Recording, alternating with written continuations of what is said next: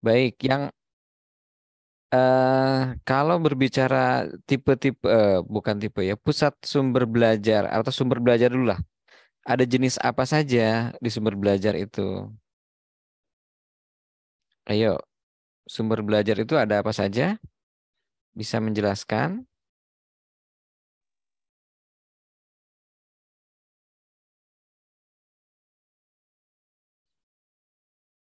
Ada yang tahu, teman-teman? Yang kemarin kita sudah membahas beberapa jenis ya, sumber belajar. Masih ingat nggak dengan bola TP? Apa saja tuh bola TP itu?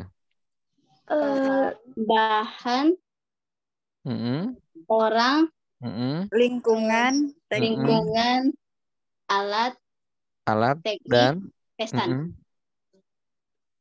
P-nya apa? benar. Teknik, P-nya P? pesan. Pesan. Pesan. Oke. Ya, jadi itu ya yang teman-teman harus ingat. Hari ini kita akan lanjutkan pada membahas ya, dengan membahas apa itu pusat sumber belajar. Sebentar ya.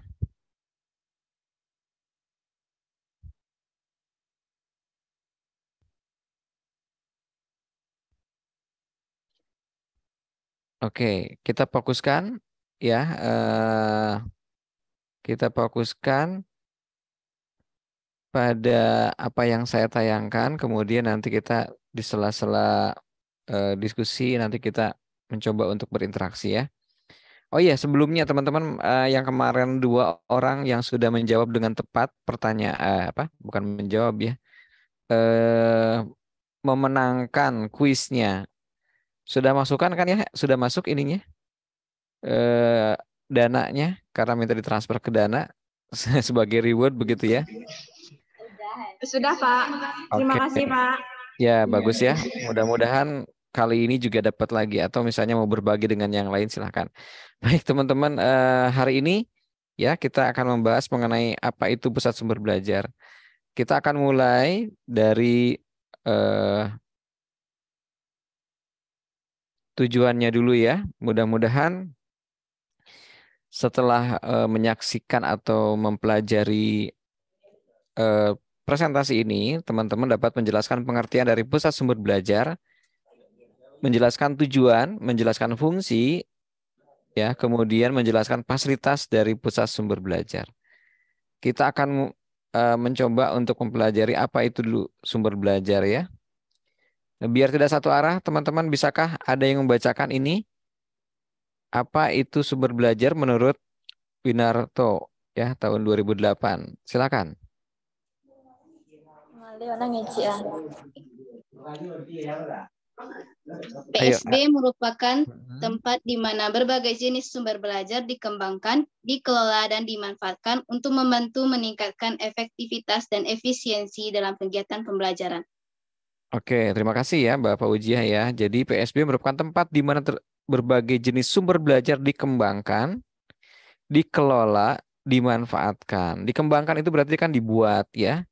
Dikelola itu bagaimana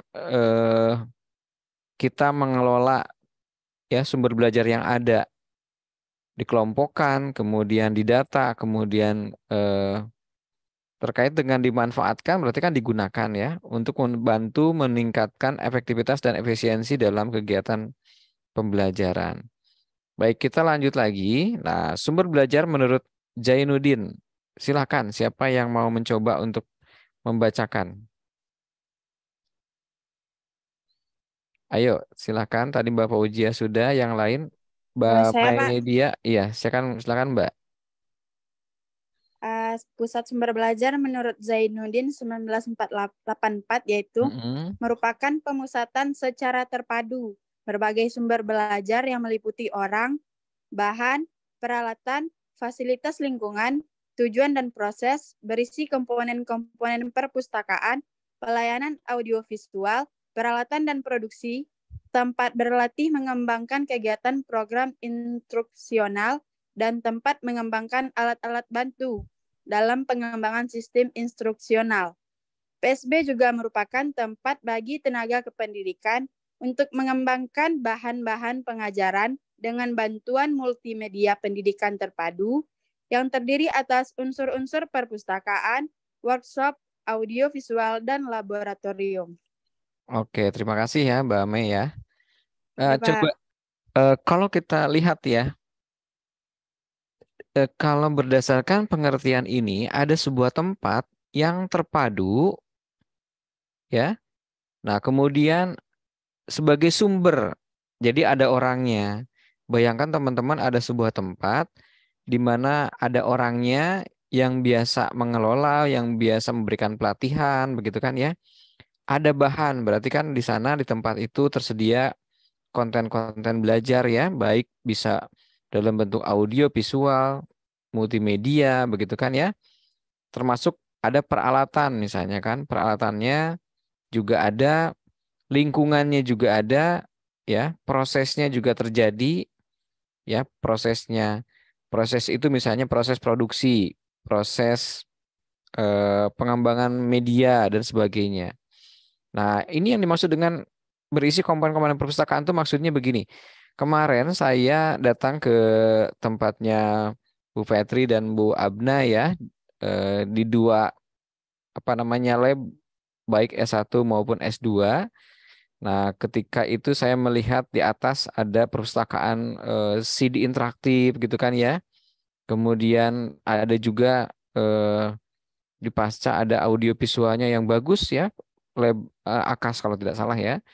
Kemudian peralatannya juga cukup baik meskipun belum dimanfaatkan dengan optimal begitu kan ya. Nah, kemudian juga ada tempat berlatih mengembangkan kegiatan program instruksional atau pembelajaran ya dan sebagainya. Jadi bayangkan teman-teman ada sebuah ruangan, sebuah gedung begitu kan ya, yang di sana ada berbagai jenis, ada orangnya yang memberikan pelatihan, ada orangnya yang mengelola pelatihan begitu kan ya. Ada peralatan, fasilitas lingkungan dan sebagainya. Nah, dalam konteks ini ya Zainuddin fokusnya pada ini ya, mengembangkan bahan-bahan pengajaran dengan bantuan multimedia pendidikan terpadu yang terdiri atas unsur-unsur perpustakaan, workshop, audiovisual, laboratorium dan sebagainya begitu ya. Nanti teman-teman kalau datang ke Jakarta ada sebuah tempat namanya Pustekom ya, Pustekom Kemdikbud.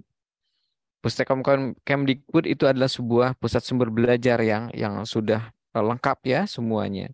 Sekarang namanya ganti Pusdatin, barangkali yang teman-teman yang dari Padang ya bisa berkunjung, atau di kami juga di pusat sumber belajar UNJ juga ada, di UNES juga beberapa minggu yang lalu kami ke sana dan ternyata itu cukup ini ya, termasuk di dalamnya ada micro teaching ya, bagaimana mahasiswa ya sebagai calon guru mencoba untuk melakukan simulasi pembelajaran ya di dalam ruangan yang sudah disetting dengan kamera sehingga kita bisa melihat apakah apakah proses kita mengajar sudah baik atau tidak gitu kan ya, sudah sesuai dengan RPP-nya atau tidak kan begitu ya. Nah, jadi ada sebuah laboratorium yang bisa melihat merekam semua aktivitas kita ya yang sedang melakukan simulasi pembelajaran atau simulasi mengajar. Baik, kita lanjut lagi. Nah, kita simpulkan berarti ya bahasa sumber belajar ini yaitu, ada yang bisa membacakan teman-teman silakan.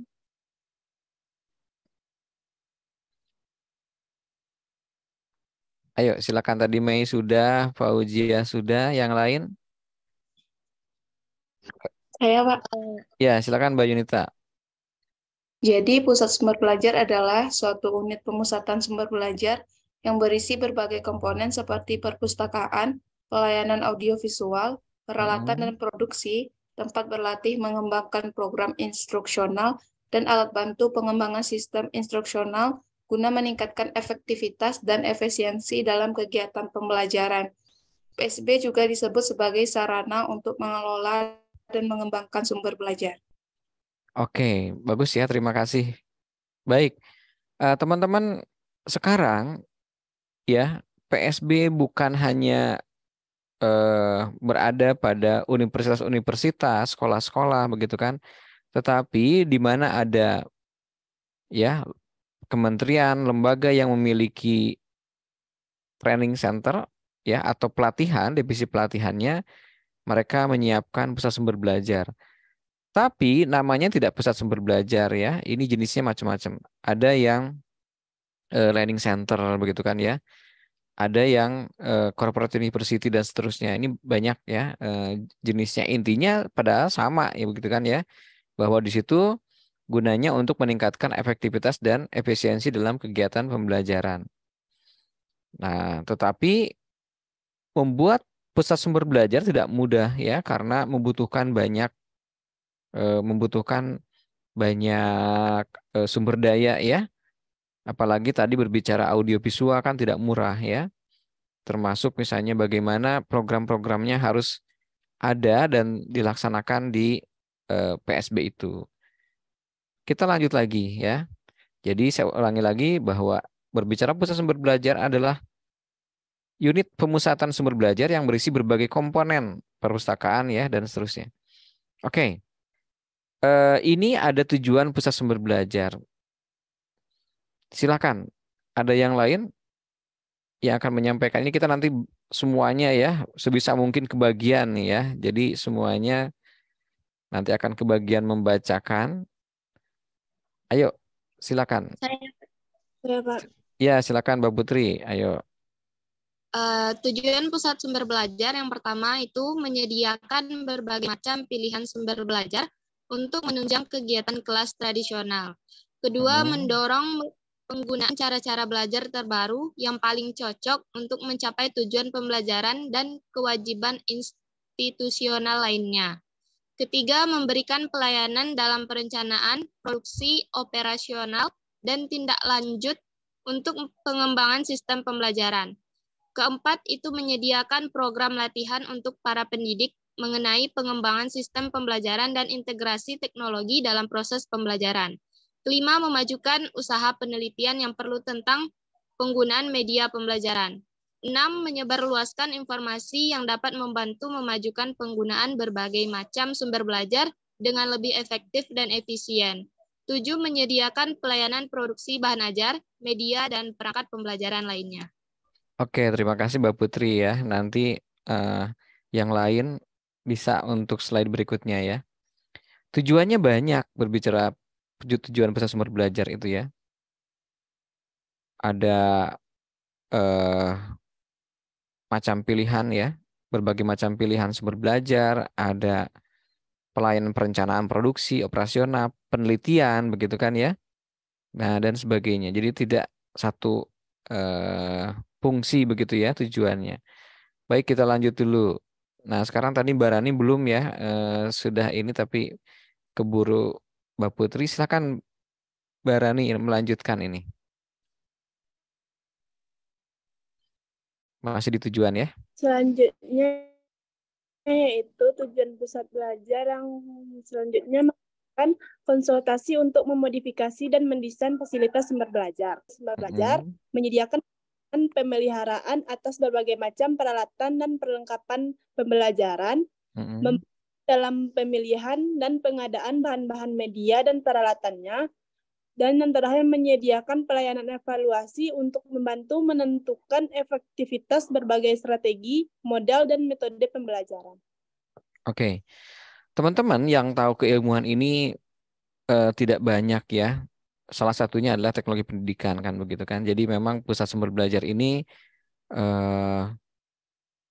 ya kita beruntung ya mempelajari tentang pusat sumber belajar karena kita bisa tahu bahwa teman-teman kalau nanti tidak menjadi guru begitu kan ya, tidak mengajar di kelas, itu nanti bisa menjadi di perusahaan, di kementerian, di lembaga begitu kan.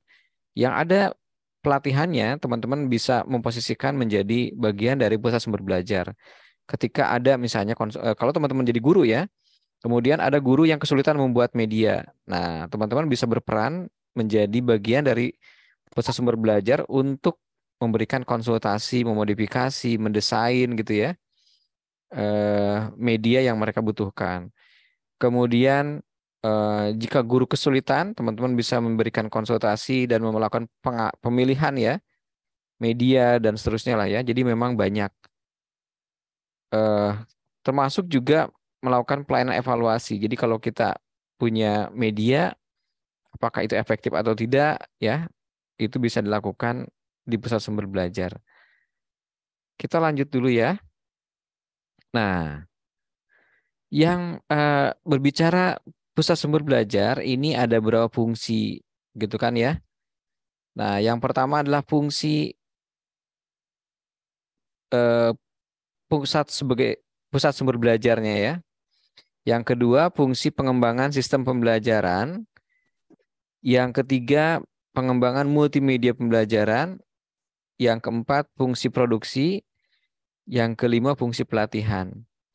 Jadi bayangkan teman-teman ya, kalau berbicara tadi ini ada pusat sumber belajar, di mana teman-teman bisa mengembangkan multimedia, bisa melakukan produksi, bisa melakukan pelatihan ya. Nanti kita coba cek lagi ini ya, apakah ada fungsi lain misalnya kan ya. Nah, tapi kita bisa lihat bahwa dari 5 ini kita bisa memberikan kesimpulan ya bahwa tidak hanya satu. Selama ini banyak orang yang terjebak ya. Pusat sumber belajar ini adalah lebih pada pengembangan media, begitu kan ya. Jadi ketika ada kebutuhan media, baru mengunjungi pusat sumber belajar. Atau ingin pelatihan misalnya kan ke pusat sumber belajar. Dan teman-teman bahasa PSB kalau disingkat ya, PSB itu juga banyak yang belum tahu begitu ya. Ketika teman-teman datang ke sekolah menanyakan, Pak, bagaimana kondisi PSB di sekolah ini? Si guru atau pengelola atau kepala sekolah begitu kan di suatu sekolah menganggap bahwa PSB ini adalah penerimaan siswa baru ya, bukan pusat sumber belajar. Nah, jadi nanti teman-teman sebagai orang TP harus menyampaikan bahwa ada sebuah konsep ya, pusat sumber belajar yang dimana fungsi-fungsi ini bisa berjalan dengan baik ya, sehingga menunjang proses pembelajaran berlangsung. Tapi tidak mudah ya untuk untuk mengembangkan PSB ini karena tadi ya butuh resources yang banyak. Pemerintah juga kalau hanya baru bisa memberikan tenaga perpustakaan begitu kan ke sekolah-sekolah itu. Kalau tenaga pengembang PSB-nya belum ada, kecuali kalau ada di tadi ya di kementerian, lembaga begitu kan ya, institusi lain. Nah, biasanya itu dilembagakan dalam bentuk pengembang jabatan fungsional pengembang pembelajaran ya, pengembang teknologi pembelajaran kan begitu ya. Oke, lanjut lagi. Ini ada fasilitas pusat sumber belajar ya. Yang pertama ruang kelas. Jadi salah satunya ini yang menjadi wajib begitu kan pada pusat sumber belajar ini adalah ruang kelas.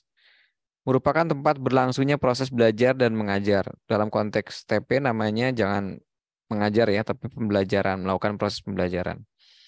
Oke, kemudian untuk menunjang proses pembelajaran secara kondusif dan efektif biasanya di dalam ruangan kelas terdapat proyektor, akses internet, kemudian pendingin ruangan dan seterusnya ya, dan masih banyak yang lainnya.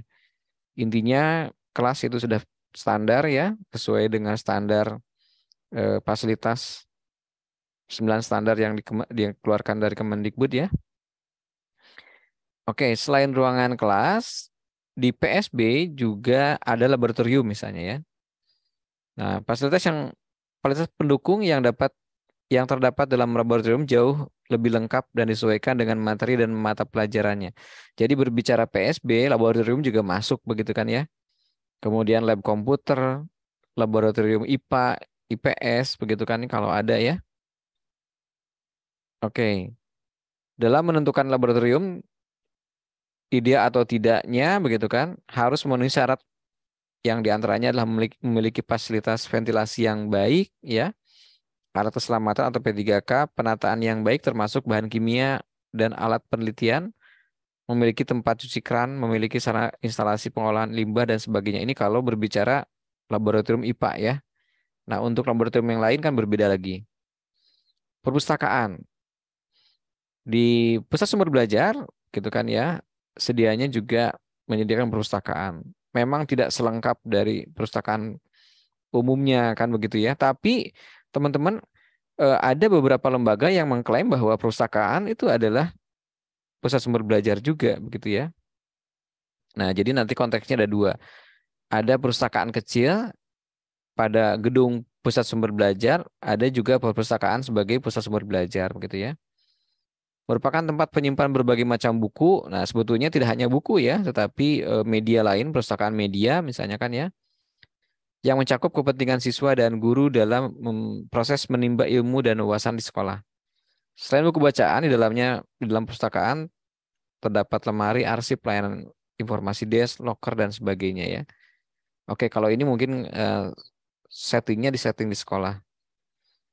Berikutnya adalah laboratorium atau auditorium ya, kalau tadi lab sudah. Merupakan ruangan yang dilengkapi dengan audiovisual, berguna untuk melakukan presentasi, training, tempat bertukar informasi, dan dalam pembelajaran ya. Biasanya dapat digunakan sebagai studio untuk pengembangan mode pembelajaran. Di dalam ruangan audio visual biasanya terdapat perekam suara, kamera, TV, dan sebagainya. Nanti setelah ini saya akan perlihatkan ya teman-teman dengan PSB yang ada di UNJ ya. Jadi biar ada gambaran. Oke, kemudian micro teaching juga adalah bagian atau fasilitas dari pusat sumber belajar ya. Merupakan ruangan dalam lingkup kecil, kedap suara, dan ruangan khusus untuk praktek pembelajaran. Ruangan ini juga biasanya dipergunakan oleh para calon guru ya untuk berlatih keterampilan mengajar. Di dalam ruangan micro teaching dilengkapi dengan peralatan modern seperti LCD projector, drop-down screen, kamera ya, multimedia, komputer multimedia, whiteboard, dan sebagainya. Dia ditujukan untuk melatih mahasiswa berlatih praktek pembelajaran modern, begitu kan ya. Oke, berbicara apa namanya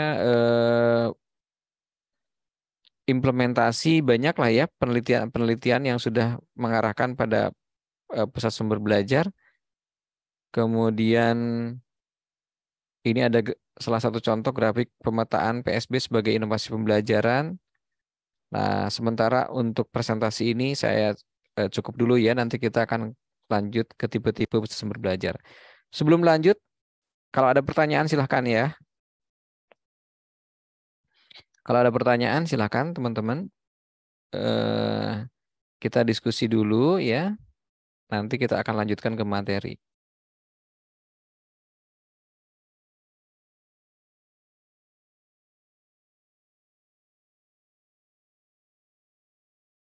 Silakan, ada pertanyaan kah?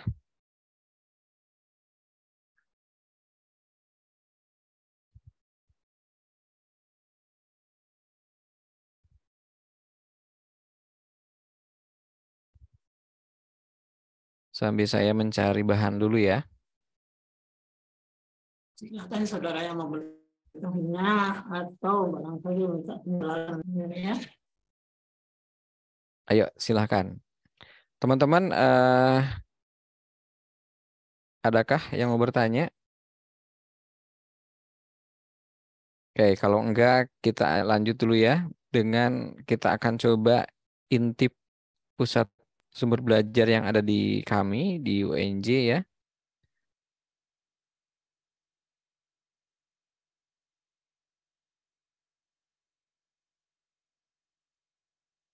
Nah, ini profil dari pusat sumber belajar di kami di UNJ. Oke, pusat sumber belajar di kami bertugas memecahkan masalah-masalah sumber belajar dan pembelajaran, berperan meningkatkan efisiensi, efektivitas, dan daya tarik kegiatan pembelajaran. Kami juga menyelenggarakan layanan online learning, produksi media, ya, melayani penyusunan sarana media dan memberikan jasa instruksional dalam pelatihan untuk sivitas UNJ. Ini dari ini ya, secara apa namanya umum di PSB. Kemudian teman-teman program kerjanya ada penyelenggaraan e-learning UNJ. Jadi kalau di kami e-learning itu dikelola oleh pusat sumber belajar ya, karena bagian dari tupoksinya pusat sumber belajar. Kita melakukan pelatihan dosen, ya, kemudian pelatihan mahasiswa, pelatihan admin, LMS e-learning, menyediakan konten pembelajaran digital. Kemudian ada beberapa fasilitas yang ada di kami ya. Yang pertama adalah studio produksi video ya. Jadi di tempat ini banyak mahasiswa TP ya, sebetulnya bukan hanya untuk TP tapi karena kebanyakan ya mata kuliahnya diarahkan pada bagaimana pemanfaatan pusat sumber belajar. Jadi kebanyakan yang datang ke kami adalah mahasiswa TP ya. Di sini ada satu ruangan yang difokuskan pada bagaimana video pembelajaran diproduksi, begitu kan ya. Nah, seperti ini ruangannya. Jadi kita punya beberapa sudut yang bisa kita manfaatkan ya untuk melakukan produksi video pembelajaran. Kemudian selain itu juga kita punya smart class ya. Jadi kita ada suatu ruangan yang digunakan untuk hybrid. Ya, hybrid ini sebagian tatap muka, sebagian online begitu ya. Jadi ruangannya dengan teknologi yang tinggi, kemudian koneksi internet yang cepat begitu kan ya.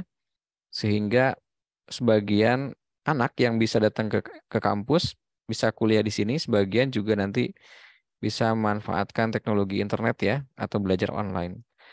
Yang ketiga adalah multimedia atau editing. Di sini ada beberapa komputer multimedia yang speknya tinggi begitu kan ya.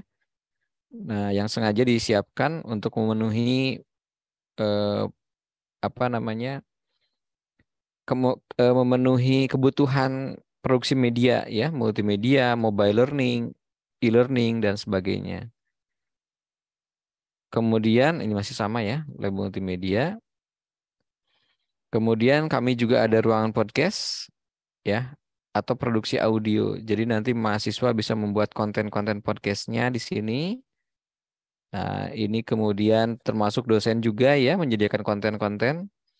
Nah, kemudian direkam dan konten belajarnya disebarkan begitu kan ya. Nah, berikutnya adalah ini masih ruangan podcast. Ada lab multimedia lab virtual reality ya. Jadi kita menggunakan teknologi virtual reality untuk melihat, untuk berinteraksi dengan lingkungan tiruan ya. Kemudian selain itu ada juga lab micro teaching.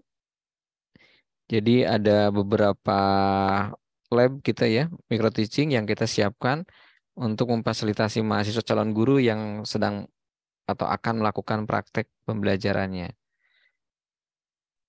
Nah, ini micro teaching.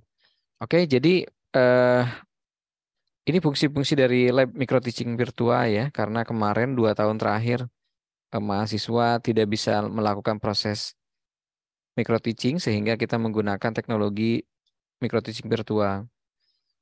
Ada fungsi instruksional ya, menyediakan fasilitas praktek bagi calon tenaga pendidik non formal, baik formal maupun non formal ya, untuk berlatih meningkatkan keterampilan pembelajaran, kemudian melakukan supervisi ya, fungsi eksperimental dan fungsi pembinaan. Ini ada perlengkapan pada ruang micro teaching ya, kamera, monitor, decoder, amplifier, kemudian mikrofon ya, meja, kursi, jam dan penunjuk waktu, AVAR, LCD monitor, smartboard, LCD projector, tadi sudah ya. LCD ini tadi monitor, kemudian projector, tripod, stand dan green screen, lighting, peredam studio, kemudian perlengkapan baterai dan sebagainya, kabel ya, dan ruang pengamatan. Ini yang ada di kami teman-teman semua ya. Saya pikir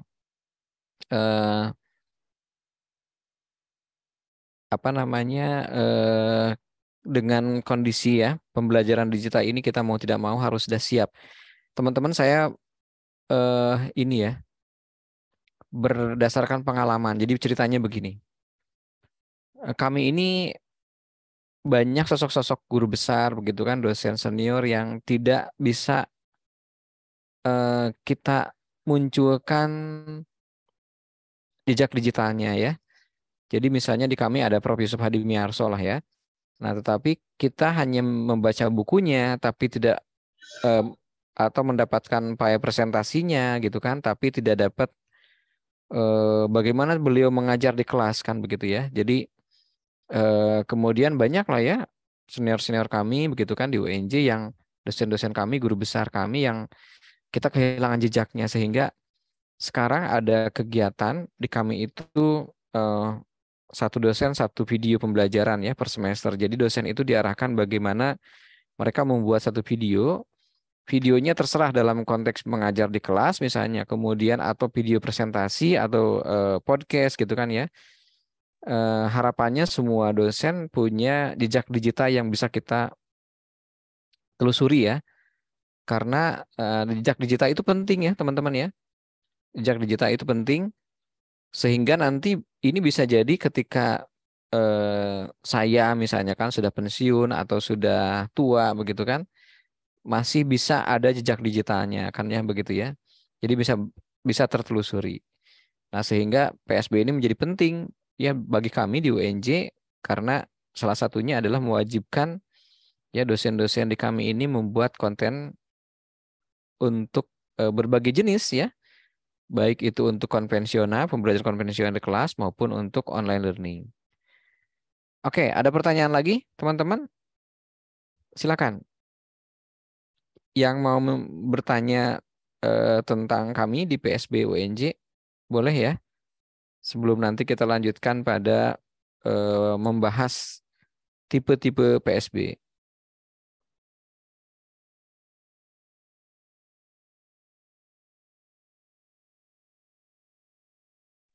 Bertanya, Pak. Oke, silakan Mas. Mas Deo silakan. Tadi ada disebutkan fasilitas virtual reality di PSB UNJ. Saya agak penasaran ya, Pak. Apa saja yang dapat dipelajari menggunakan fasilitas virtual reality tersebut? Nah, sebelumnya kan di UNP sendiri masih belum ada gitu, Pak. Oke, Mas Deo nanti diperjelas lagi. Saya coba ya di ini lagi. Tadi Mas Deo menanyakan tentang apa yang bisa dipelajari terus dari PSB ya? Dari virtual reality, Pak, salah satu PSB yang ada di UNJ. Oke, virtual reality-nya ya? Iya. Ya, baik. Jadi Mas Deo bagus ya pertanyaannya ya. Teman-teman, ini teknologi baru ya. Teknologi baru yang saya pikir belum bisa diadaptasi dengan baik karena keterbatasan kita ya di negara berkembang. Karena kalau kita berbicara virtual reality membutuhkan koneksi internet yang bagus, kemudian harus juga menyiapkan hardware yang siap ya, yang speknya tinggi.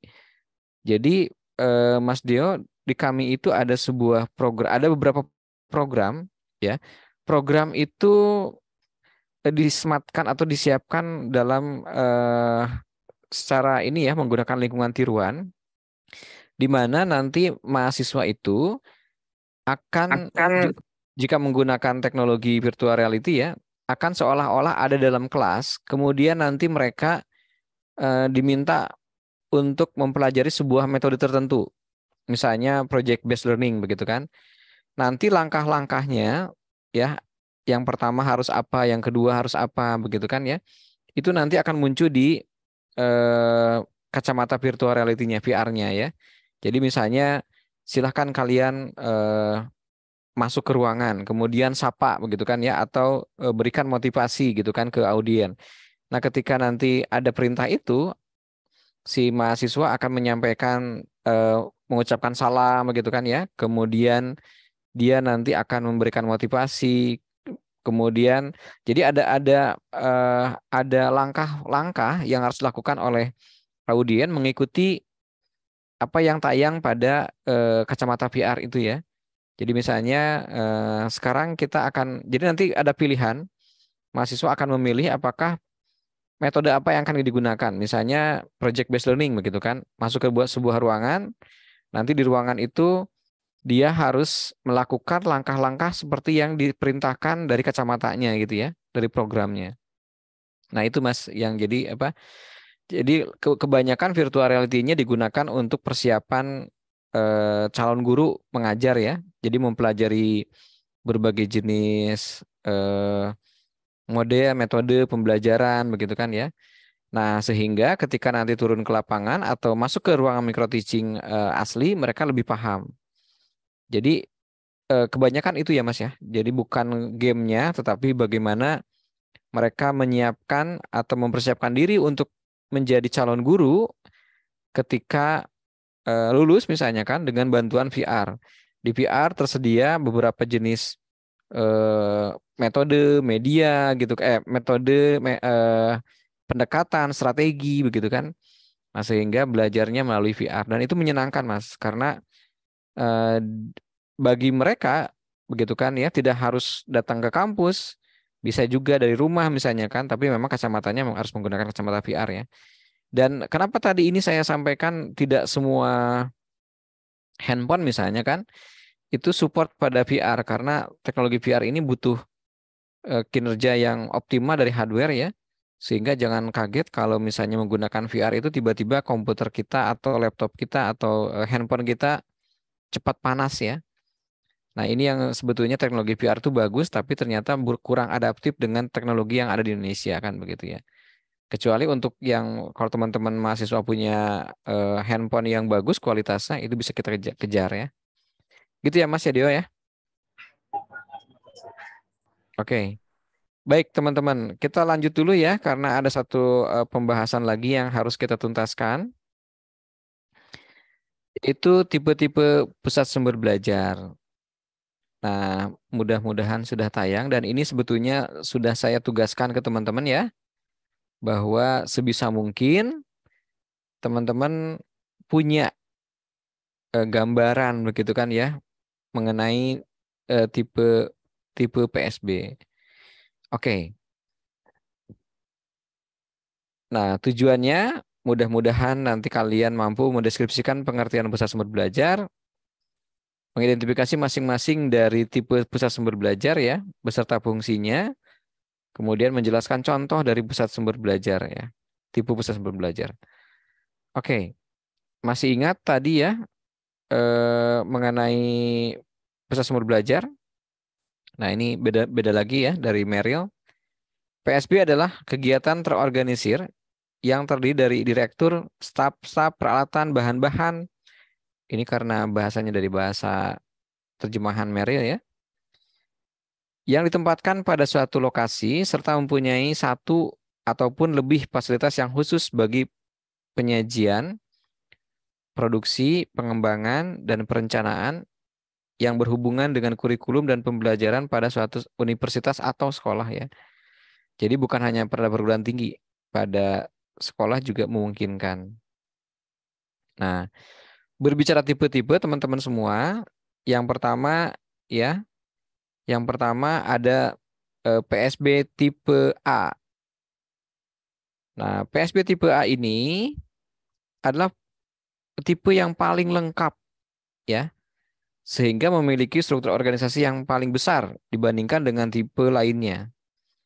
Tipe A ya memiliki kualifikasi ketenagaan paling tinggi dan sarana prasarana yang lengkap ya dibandingkan dengan tipe lain. Oke, kita lanjutkan dulu ya materinya. Nah, fungsi tipe A ada beberapa teman-teman. Ada fungsi administrasi, ya, fungsi pengembangan sistem pembelajaran, fungsi pelayanan dan pemeliharaan, fungsi pengembangan media dan fungsi pelatihan. Jadi bayangkan ada sebuah gedung di sana terjadi proses administrasi begitu ya.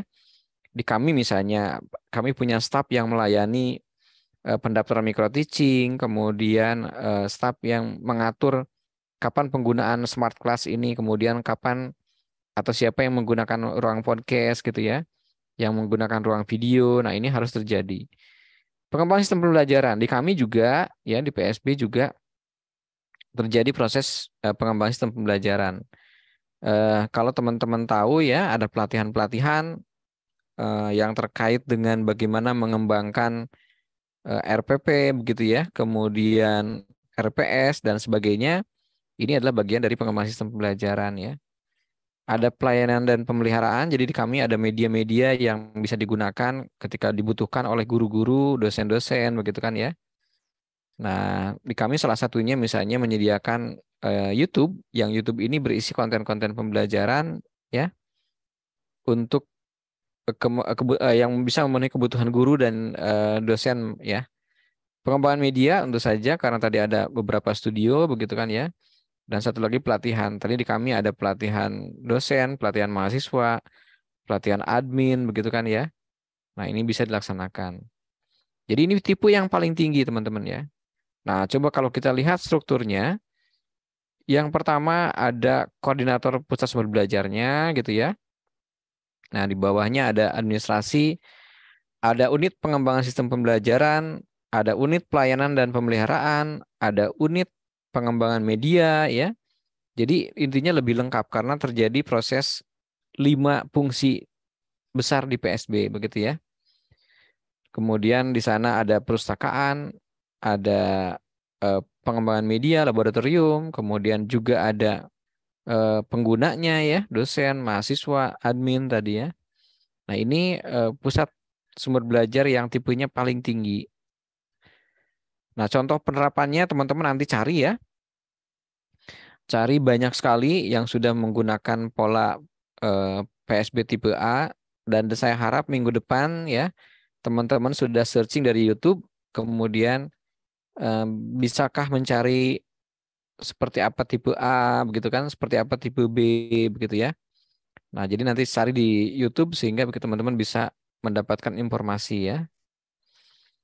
Kemudian yang kedua, yang lebih rendah dibandingkan dengan tipe A begitu kan, ada namanya PSB tipe B.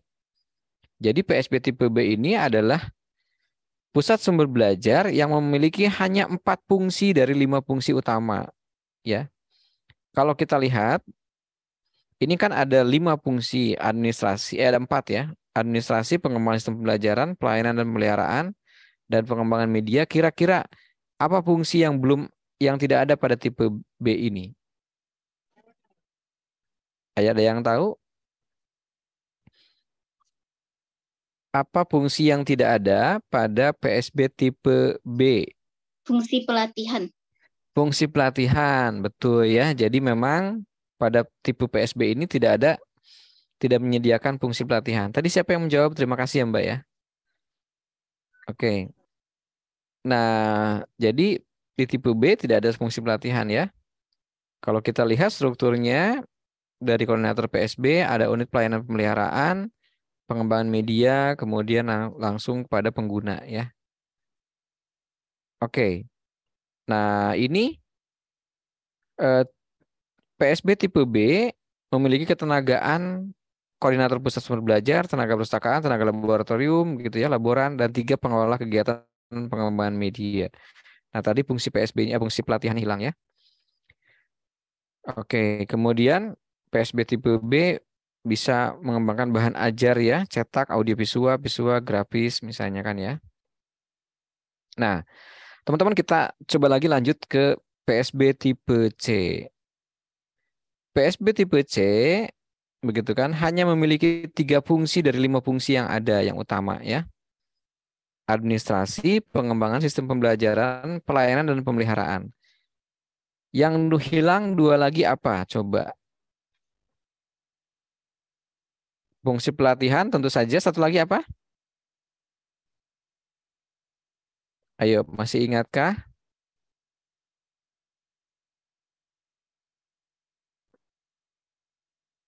PSB tipe C, ya, Mbak Fadilah mau menjawab? Pengembangan media, Pak. Pengembangan media, betul ya. Jadi tadi pelatihan tidak ada, pengembangan media tidak ada. Makasih ya Mbak ya.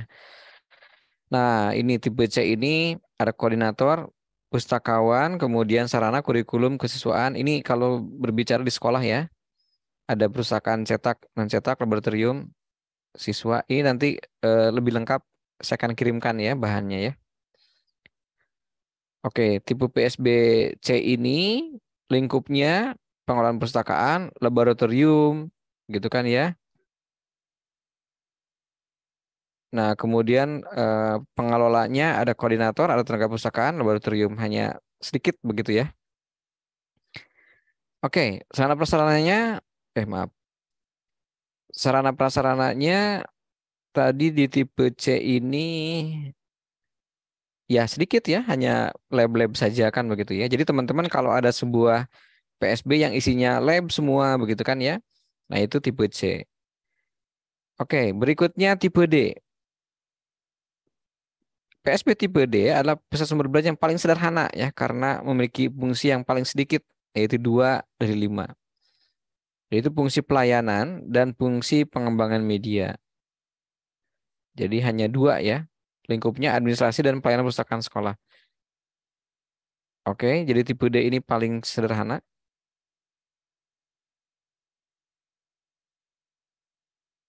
Ketenagaannya ada penanggung jawab, ada koordinator, ya penanggung jawabnya kepala sekolah ya. Kalau di posisi sekolah ada koordinator, ada tenaga administrasi, ada ketua unit pelayanan perpustakaan, ya. Dan ini contohnya ya, tipe D.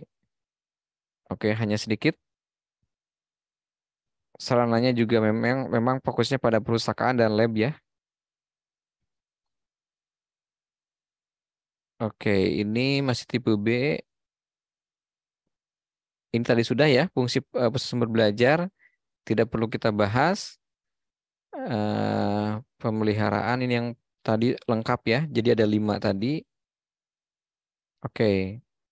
Ini ada teman-teman ini yang dikembangkan ini ya, salah satunya terkait dengan implementasi PSB ya.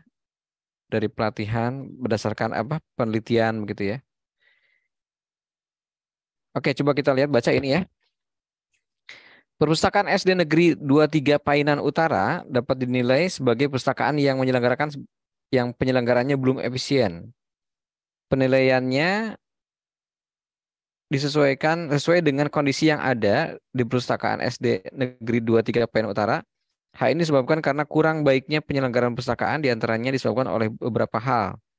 Waktu pelayanan koleksi tidak menarik, jarang ada guru yang memberi saran ya, memanfaatkan perpustakaan, pembinaan minat baca ataupun kerjasama dengan para guru yang masih rendah. Nah, ini memang tipenya tipe D ya.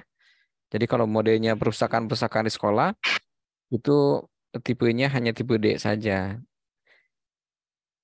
Baik, teman-teman, mudah-mudahan ada ada perubahan pengetahuan ya sedikit mengenai apa itu PSB dan tipe-tipe PSB. Nah, saya berharap hari Selasa depan teman-teman sudah menyiapkan video yang diarahkan pada mana contoh PSB tipe A, mana contoh PSB tipe B, begitu kan ya? Mana contoh PSB tipe D. Sehingga kita bisa melihat langsung ya, tidak berdasarkan teori yang verbal, begitu kan ya? Tapi kita bisa melihat secara kontekstual mana perbedaan yang mencolok dari tipe-tipe tadi ya. Oke. Jadi saya ulangi lagi, kalau hari ini teman-teman tugasnya adalah mempelajari tipe PSB, minggu depan di awal pertemuan saya akan meminta teman-teman untuk memperlihatkan ke saya ya, video tentang jenis atau tipe PSB, gitu kan ya. Di luar, wah luar biasa ya, di luar sana PSB ini atau Learning Resource Center ini berkembang dengan baik ya. Tapi di Indonesia PSB ini kurang dioptimalkan potensinya. Nah, kalau teman-teman punya contoh yang PSB-nya berasal dari luar, begitu kan ya, videonya itu boleh juga nanti ditayangkan, disiapkan ya. Teman-teman bisa ngambil dari YouTube, bisa ngambil dari berbagai sumber lain, begitu kan, sehingga ada gambaran ya yang memperlihatkan pada kita semua mengenai tipe-tipe tadi.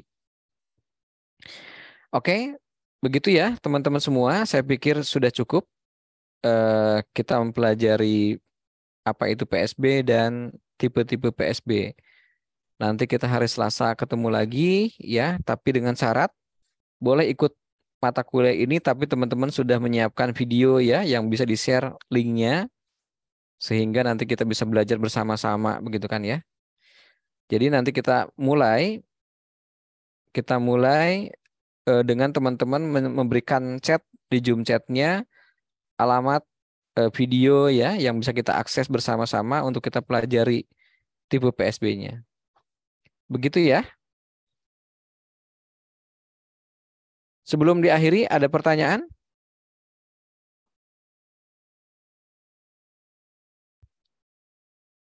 Oke, jadi saya ulangi lagi, minggu depan teman-teman semua ya selama beberapa hari ke depan tolong dicari dari berbagai sumber mengenai tipe-tipe PSB ini sebagai project base begitu ya. Nah, project base-nya adalah mencari dari berbagai sumber ya, baik itu YouTube dan sumber lainnya. Intinya teman-teman diminta untuk mencari link video ya. Video itu nanti diarahkan pada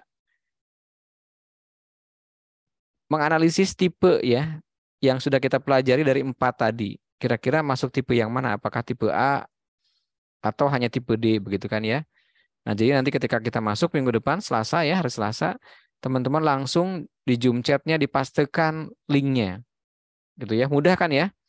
Nah, hanya itu saja. Tapi tetap ya, teman-teman nanti tonton dulu videonya, jangan sampai nanti ketika di-share ternyata nggak ada hubungannya dengan PSB ya. Malah misalnya tayangan drakor ya yang dipastenya di Zoom chat-nya gitu kan ya. Nah, jadi itu ya. Oke, kira-kira tugasnya memberatkan? Saya pikir enggak ya. Hanya mencari video saja linknya, kemudian nanti dipastikan di Zoom chat. Baik, teman-teman silakan ada daftar hadir. Jangan sampai lupa tidak mengisi daftar hadir ya di Zoom chat. Karena kita akan akhiri pertemuannya. Cukup ya Bu ya? Ya baik Pak, cukup Pak. Ya. Baik teman-teman semua, mohon maaf kalau ada kekurangan. Ya, kita akan ketemu lagi hari Selasa dengan model interaksi yang akan saya desain lebih menarik ya dibandingkan dengan hari ini. Terima kasih, selamat siang. Wassalamualaikum warahmatullahi wabarakatuh. Waalaikumsalam warahmatullahi wabarakatuh. Terima kasih Bapak Dr. Cecep Kristandi MPD. Selanjutnya saudara mahasiswa sebelum mengakhiri pertemuan ini silakan diisi absennya. Linknya ada di kolom chat. Bagi yang sudah mungkin boleh lihat.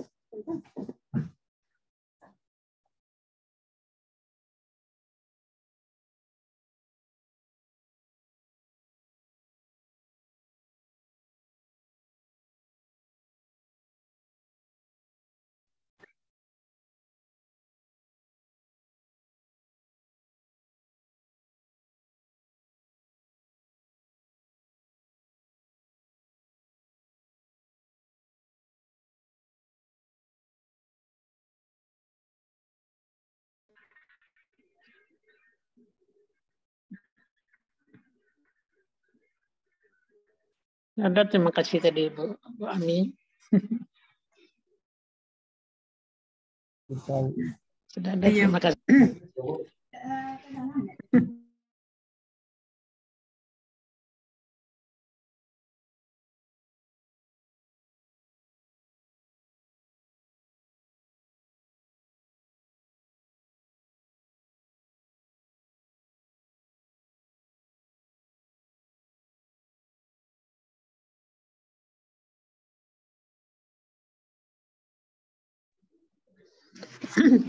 Nah, ini. Ya Bu.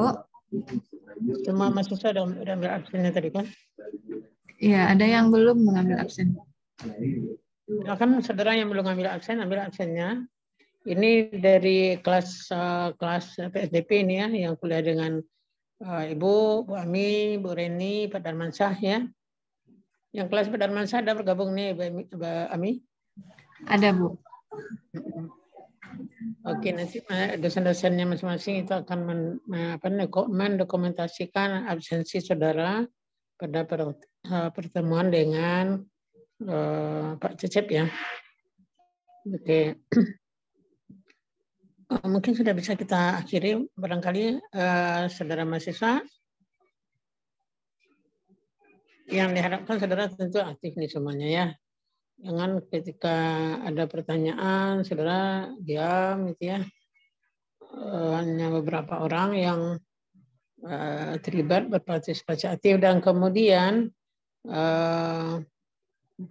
di antara saudara off cam ya, off kamera itu dianggap tidak hadir kuliahnya di mana tuh.